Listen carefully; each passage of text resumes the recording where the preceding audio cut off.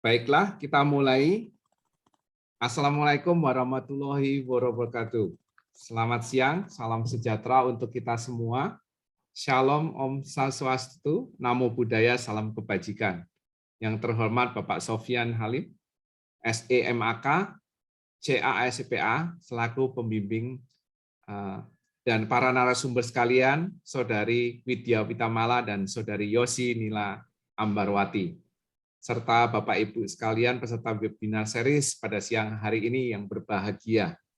Alhamdulillah, puji syukur kita panjatkan karena berkat rahmat-Nya kita masih bisa berkumpul untuk bersama-sama menimba ilmu dari para narasumber yang luar biasa ini. Meski harus dilaksanakan secara online, semoga kita tetap sehat selalu.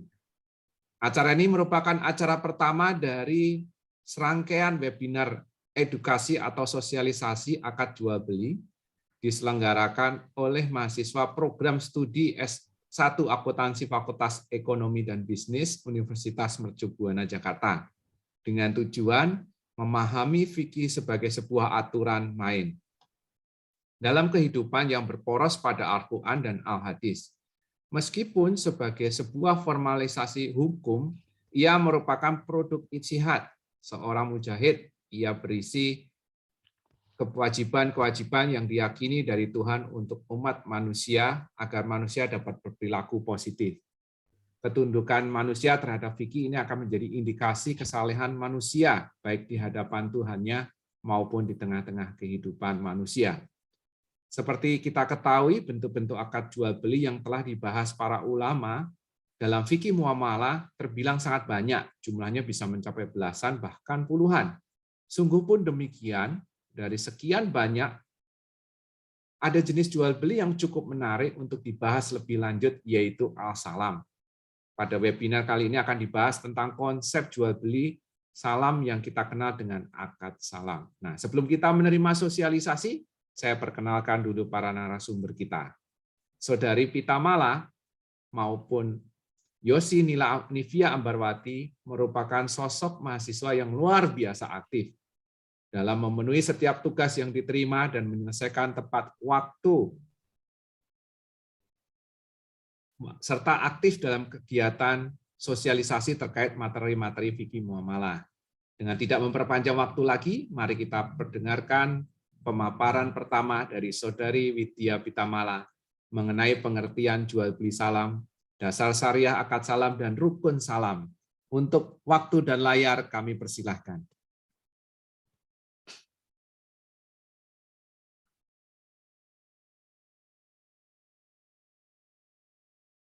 Terima kasih Pak Erwin.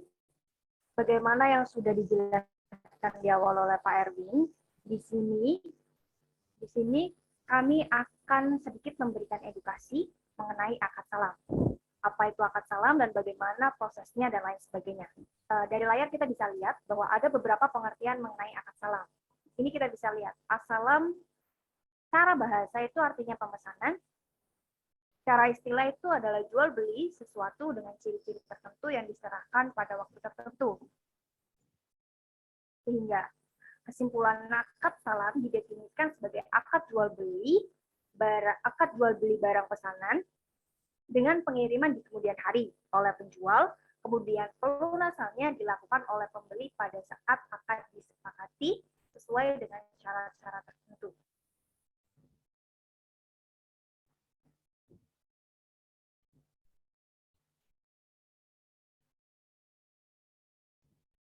Nah, setelah mengetahui apa itu akad salam, ini kita juga harus tahu dasar syariah akad salamnya. Akad salam memiliki dua sumber dasar syariah. Yang pertama adalah Al-Quran dan yang kedua adalah Al-Hadis. Al-Quran itu yaitu Quran surah Al-Baqarah ayat 282 yang artinya, hai orang-orang yang beriman, apabila kamu bermuamalah tidak secara tunai, untuk waktu yang telah ditentukan, hendaknya kamu menunjukkannya dengan benar. Al-Hadis itu adalah hadis riwayat Bukhari. Beliau bersabda, barang siapa yang memesan sesuatu, maka hendaklah ia memesan dengan jumlah takaran yang telah diketahui oleh kedua belah pihak, dan dalam timbangan yang telah diketahui, pembeli serta tempo yang telah diketahui oleh kedua belah pihak.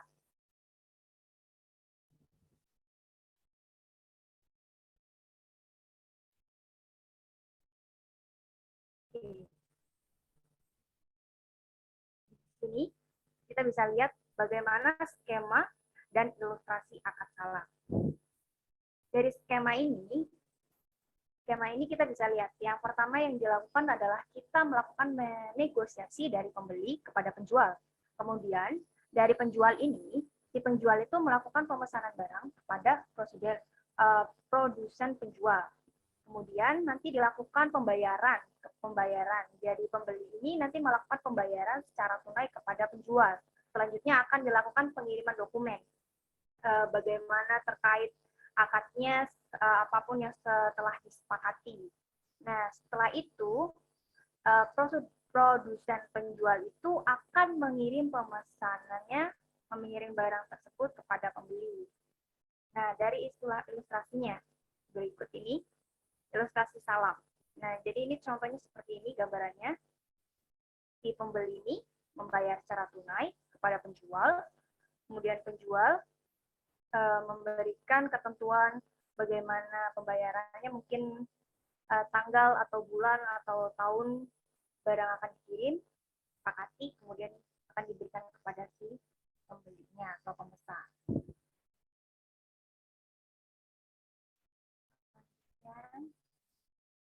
Next.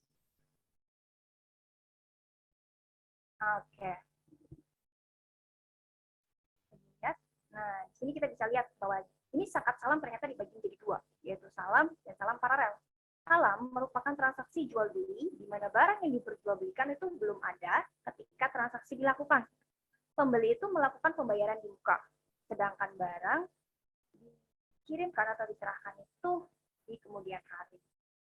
Kemudian salam paralel itu melaksanakan dua transaksi by salam, yaitu antara pemesan dengan penjual dan antara penjual dengan pemasok atau supplier.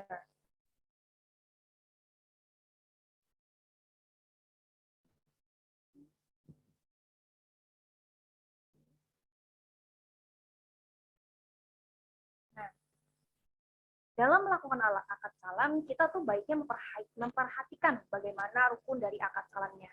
Bisa dilihat seperti ini. Nah, yang pertama itu harus ada pembeli. Yang pertama itu pembeli ya. Pembeli itu pihak yang membutuhkan dan memesan barang. Terus yang kedua adalah penjual. Penjual itu pihak yang memasok barangnya. Nah, bagi penjual dan pembeli itu juga dia harus memenuhi kriteria, yaitu dia harus balik, berakal sehat, dan tidak dalam tekanan. Yang selanjutnya itu adalah akadnya. Nah, akad saat melakukan salam. Di sini tuh akadnya tuh harus diungkapkan dengan jelas. Jelasnya dan tidak terpisahkan oleh hal-hal yang dapat memalingkan keduanya dari maksud akad. Yang terakhir itu barang yang dipesan. Nah, barang yang dipesan itu harus memenuhi kriteria kelimanya itu. Yang pertama itu dia dinyatakannya tentu harus jelas ya barangnya. Terus sifatnya juga jelas, ukurannya, batas waktunya, dan tempat penyerahan dinyatakan juga secara jelas. Oke, sekian yang dapat saya sampaikan. Saya kembalikan lagi kepada Pak Erwin selaku moderator. Baik, luar biasa pemaparannya cukup jelas.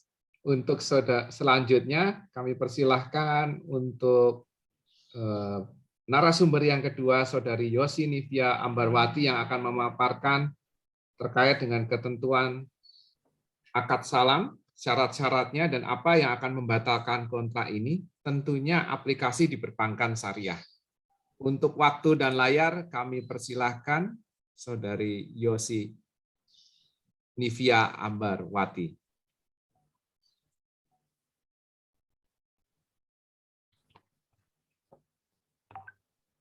Untuk selanjutnya, saya akan membahas materi mengenai syarat akad salam.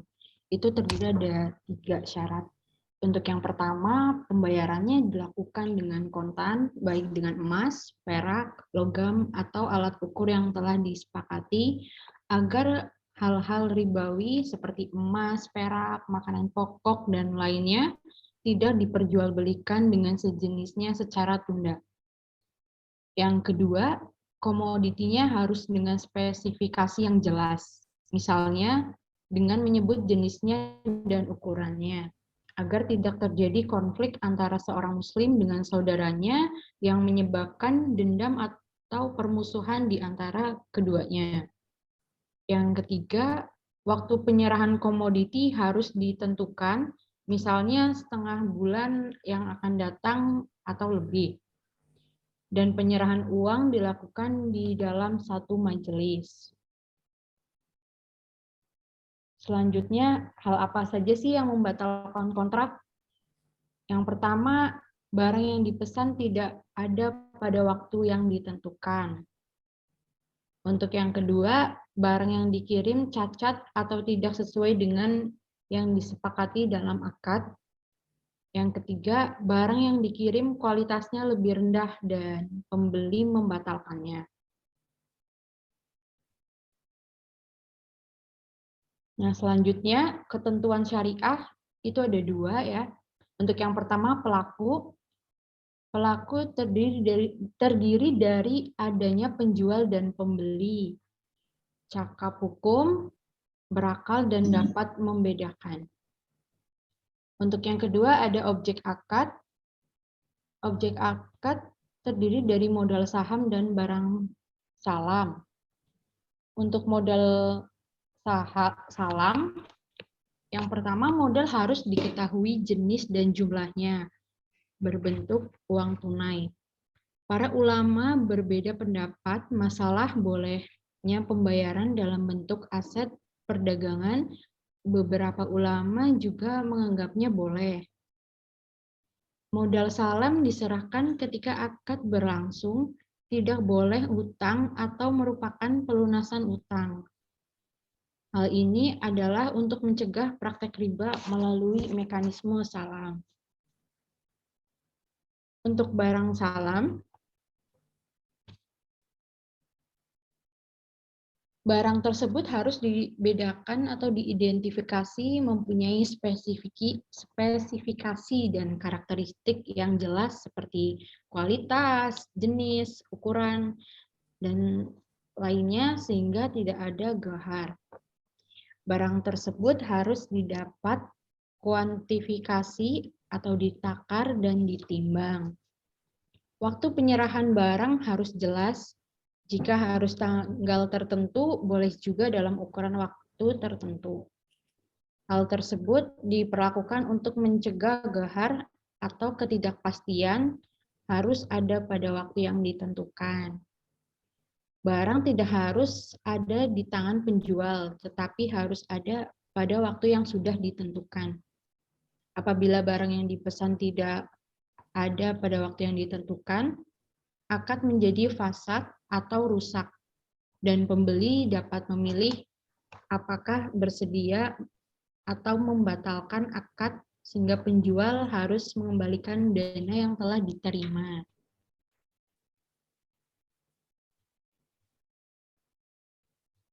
Untuk pengaplikasinya, ba'as salam biasanya dipergunakan pada pembiayaan bagi petani dengan jangka waktu yang relatif pendek, yaitu antara 2-6 bulan.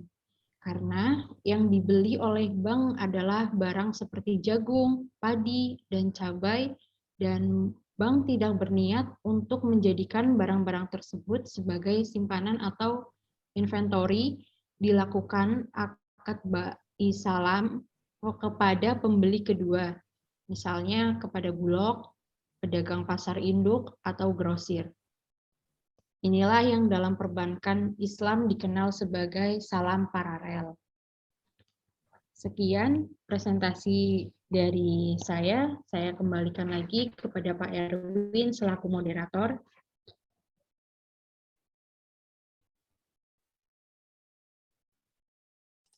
Terima kasih, luar biasa pemaparan dari kedua narasumber kita, sehingga kita semua dapat mengerti konsep akad salam, yaitu bagaimana menjual suatu barang dan menyerahkan, ditunda, atau menjual suatu barang dengan ciri-ciri jelas dengan pembayaran modal lebih awal, sedangkan barangnya diserahkan di kemudian hari. Dan tentunya kita mengetahui apa dasar hukumnya, surat Al-Quran surat Al-Baqarah nomor 282. Bagaimana juga kita sudah mengerti pengertian jual beli salam, dasar syariah akad salam, dan rukun salam. Tentunya semuanya ini boleh menjadikan kita pengetahuan dan menjadi ilmu yang mungkin kita bisa sampaikan kepada teman-teman yang lain. Nah, kita sudah sampai di penghujung acara karena mengingat waktu sudah tidak mencukupi lagi, maka terima kasih untuk para narasumber yang sudah bersusah payah dan luar biasa telah menyampaikan, dan teman-teman sekalian yang sudah boleh hadir, mendengarkan, dan memahami terkait dengan akad salam ini. Semoga banyak ilmu yang didapat dari sini untuk diaplikasikan dalam kehidupan kita sehari-hari. Saya mewakili panitia yang bertugas menyampaikan mohon maaf atas salah dan kata dan perbuatan jika selama webinar ini ada banyak kendala yang muncul. Akhir kata, terima kasih. Wassalamualaikum warahmatullahi wabarakatuh. Waalaikumsalam warahmatullahi wabarakatuh. Selamat siang semuanya. Sampai ketemu lagi. Ya.